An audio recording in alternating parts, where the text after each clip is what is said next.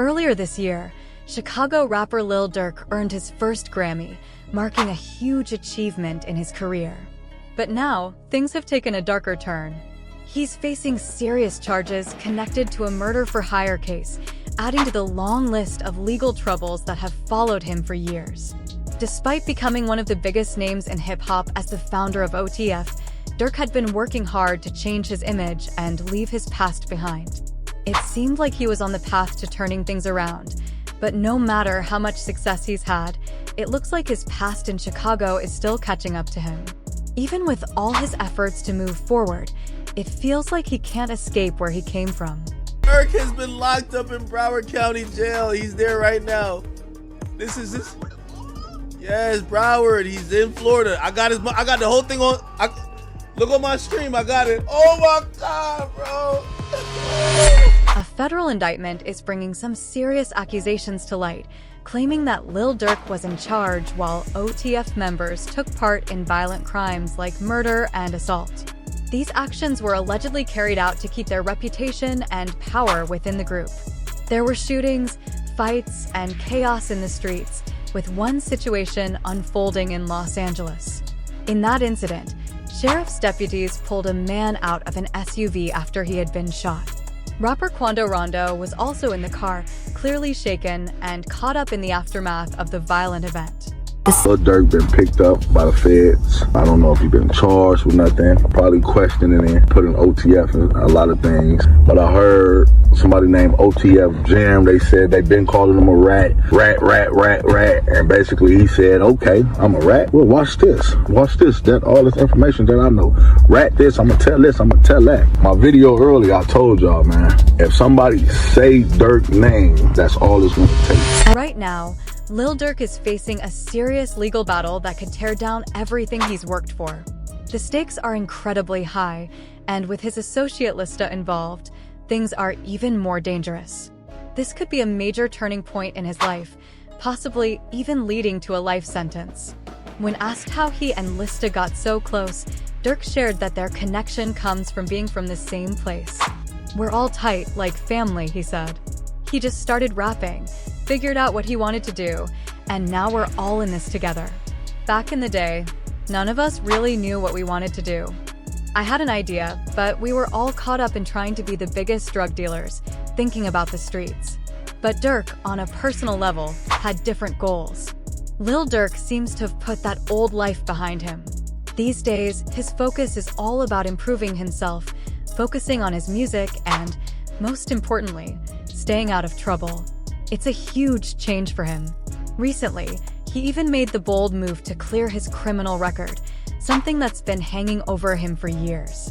Lil Durk's legal problems started back in 2011, kicking off a tough time in his life. Known as the voice of the trenches, it looked like he had turned a big corner, not just in his career, but in his personal life too. He went from being part of Chicago's drill scene to making mainstream hits, collaborating with big artists like J. Cole, Drake, and even country star Morgan Wallen. Embrace it, you know what I'm saying? Because it helped me a lot. So I want people to not run from it or be shy from it. It was tough at first, but it ain't that tough because I really knew what I wanted. You know what I'm saying? I knew what was holding me back. I wanted better. You know what I'm saying? I want to be a better man, a better father, a better leader, thinking clearer. You know what I'm saying? And see, my main goal is peace. You know what I'm saying? With everything on the line, Lil Durk knows that everyone deserves a second chance. It all depends on how they handle it. Luckily, his past has been wiped clean, and all his legal issues are behind him. This should have been his chance to make a fresh start. "Who would have thought I'd be here, not a felon anymore?" Lil Durk said, expressing gratitude to everyone who helped him reach his dreams. His words really resonated with those who supported him along the way. In 2020, Durk took a big step toward giving back by starting his Neighborhood Heroes nonprofit. His mission was clear: end the violence in Chicago for good. He knew it would be a tough fight, but he promised to keep pushing for change no matter what. Lil Durk knew that what he was taking on was a huge commitment, especially with his deep roots in the streets. "The main goal for us, both on the streets and in politics, is to stop the violence, slow it down as much as we can," he said. "But it starts with everyone coming together." Still, he pointed out how tough it is. It's hard because even if someone tries to bring people together, if the younger generation doesn't respect them, it won't work. Even if they say, "Let's come together," the young ones just look at them like, "What are you talking about?"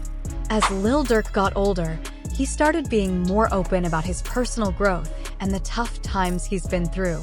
Earlier this year, he revealed that he had just finished treatment, not only to overcome his addiction to Xanax and codeine, but also to show others that change is possible. In a bold move, Durk announced plans to build a rehab center in Chicago to help people struggling with the same issues. His generosity didn't stop there. He also paid a huge $100,000 to cover his friend OTF Duty's rehab costs, literally saving his life. Jan, a close friend of Durk's, mentioned that their bond goes way back, showing the loyalty they've always had for each other. About 12 years, did my time, ain't told on nobody, ain't no fool shit on my name, now I'm back. I'm living a life I never thought I'd live, you know? Yeah, but like, if you can't talk about it, like, why did you have to sit down for 12? I went to jail for 10. It was more than that, but shit, that's what I did my time for. Like, how did you even get linked in with this OTF period? Bro, this ain't no people I met. Nah, I knew them, like I'm saying, this was before jail. I know Durk was rapping. He came out there, was gonna say you 50, I'm like, I got you, and he still was going. Gave my lawyer money and everything when I'm fighting my case. I ain't gonna lie, Durk come through. All that, like, Durk come through. That's sure. I don't want to nobody say, like, I know I'm real with him. Like, a lot of niggas can't say anything. Durk proved his loyalty to his friend after he got out of a 12-year sentence. He didn't just help out a little, he gave him $50,000 in cash, a car, and even a house. Durk remembered saying, "I remember when the money wasn't there, and I told him, I got you, no matter what. I know I'm real." These actions showed a new side of Lil Durk. He's not just a Grammy-nominated artist, but also a devoted Muslim convert and someone who is determined to make a difference in the world. These actions showed a whole new side of Lil Durk. He's not just a Grammy-nominated artist, he's also a devoted Muslim convert and someone who genuinely wants to make a difference in the world. It's clear that for Durk, it's about more than just his music. He's determined to help change lives. Lil Durk made it clear that his transformation was complete and he was ready to walk a new path. "You can't do both," he said boldly. "If you follow me as a brother, friend, or icon, come with me into this new chapter of life." He stressed that his faith no longer allowed him to be part of anything illegal.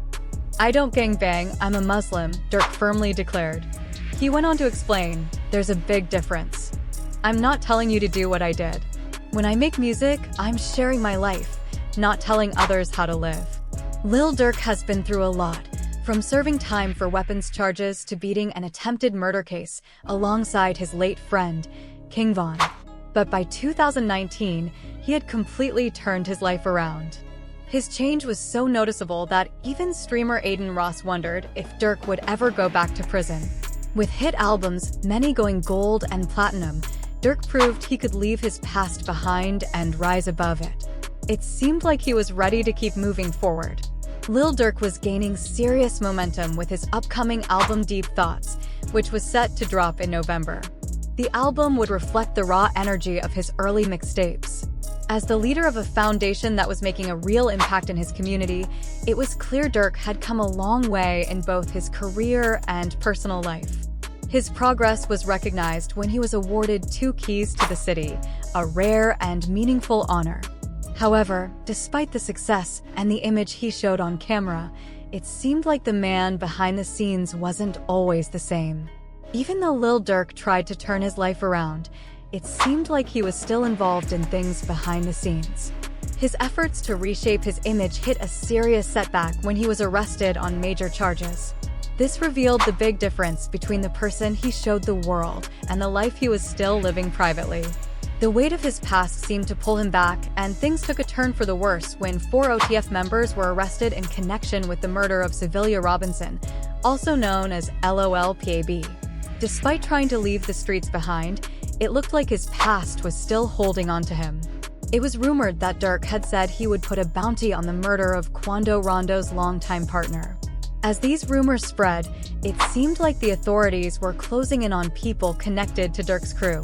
The idea that a Grammy-nominated artist like him could be facing a murder charge was shocking to many. The trouble started with a well-known fight outside an Atlanta hookah lounge, where Quando Rondo's group was said to be involved in the tragic death of King Von. After that, things only got worse and darker. A troubling plan seemed to unfold.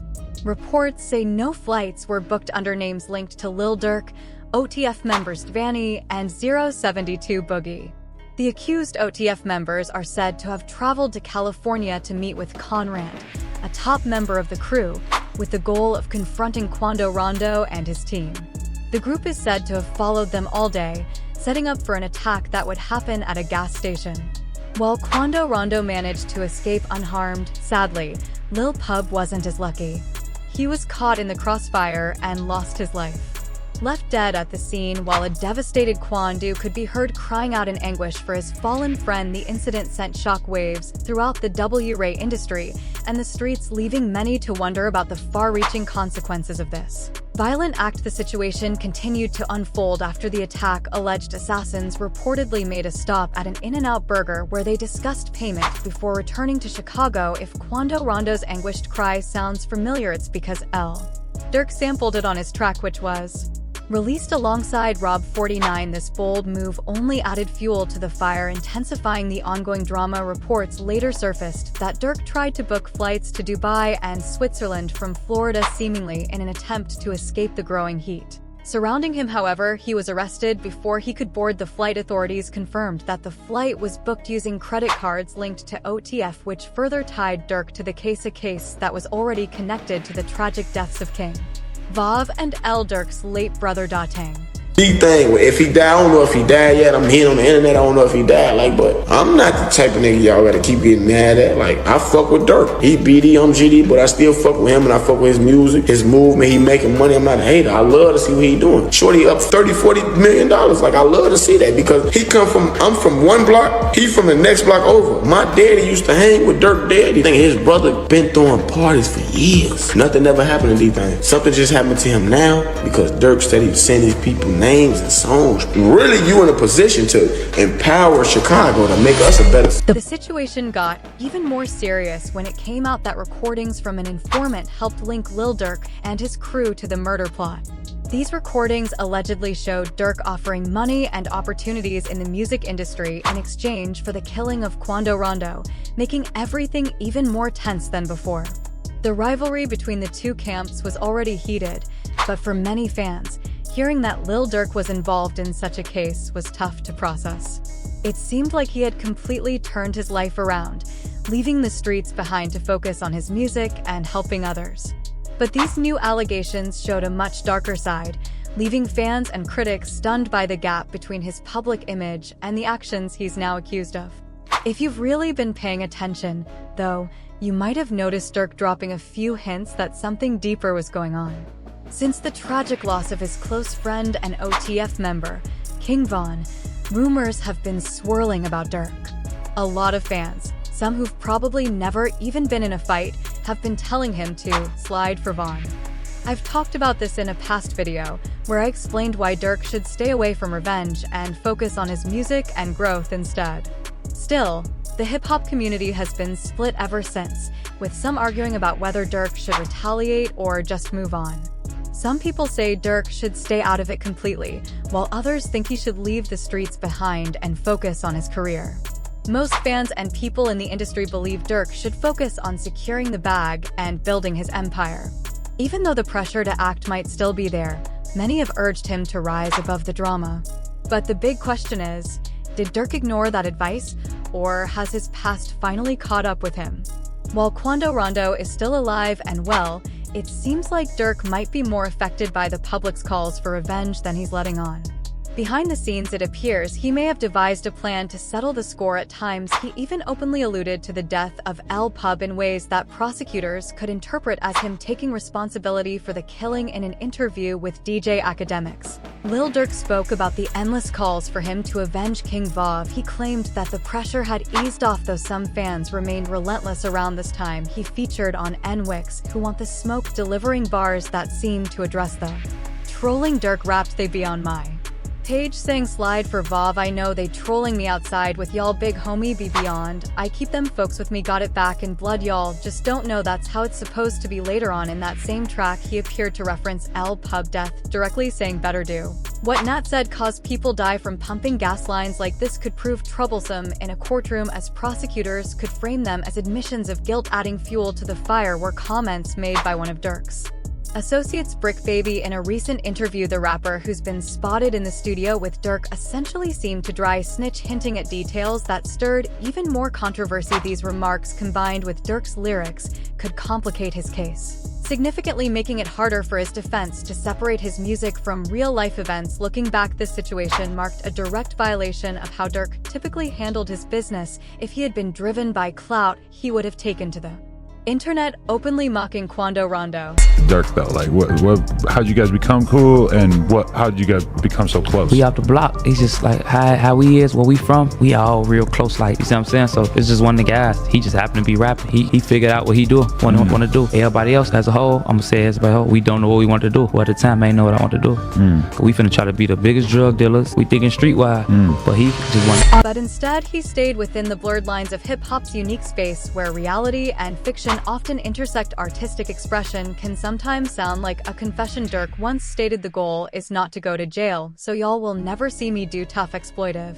On Here to Look Street, I am the streets. The tragic death of Lil Pub has left a trail of devastation, but it also reveals the complexities of Durk's journey of man striving for change, yet seemingly tethered to the very streets he's trying to leave behind. Are the chaos receded into the rearview mirror? Durk's family worked tirelessly to pick up the pieces, much like King Von's family had done before them. Durk publicly renounced the street life, declaring in a reflective interview with Rolling Stone, with these statements, Durk reinforced his determination to leave the streets behind and present himself as a positive role model for his community. However, some aspects of the street code clearly remained. For example, Durk maintained a vocal disdain for informants, making his hatred for snitches a defining feature of his persona. I can sniff out a rat from a mile away, he claimed in reference to Tekashi 69. While Durk worked hard to evolve his public image, his continued adherence to certain street principles blurred the lines between the man he was and the man he wanted to become.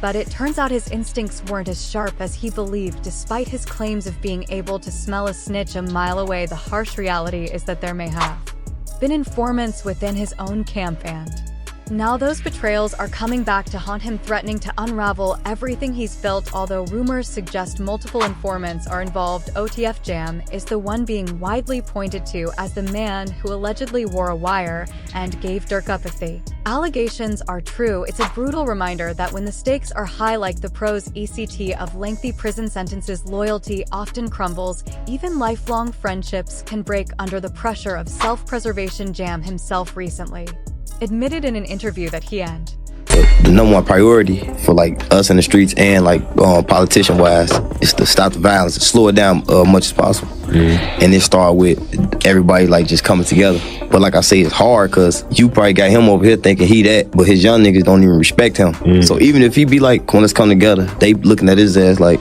the fuck